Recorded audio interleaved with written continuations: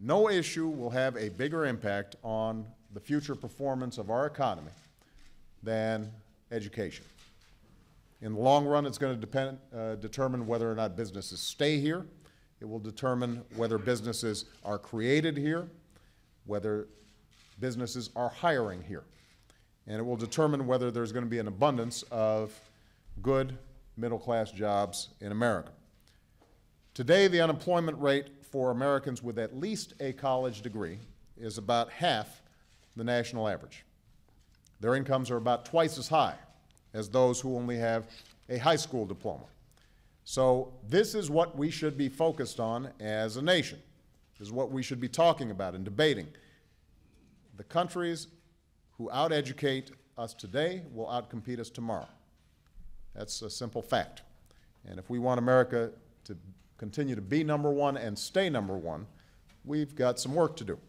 I believe education is an issue that is best addressed at the state level. And governors are in the best position to have the biggest impact.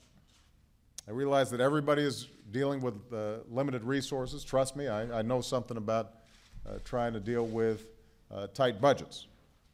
We've all faced some stark choices over the past several years, but that is no excuse to lose sight of what matters most.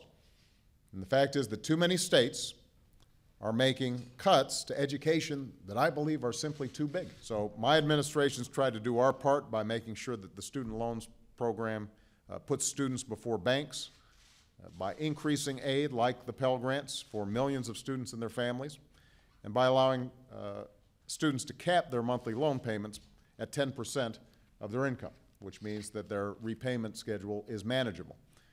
Congress still needs to do its part by, first of all, keeping student interest rates low.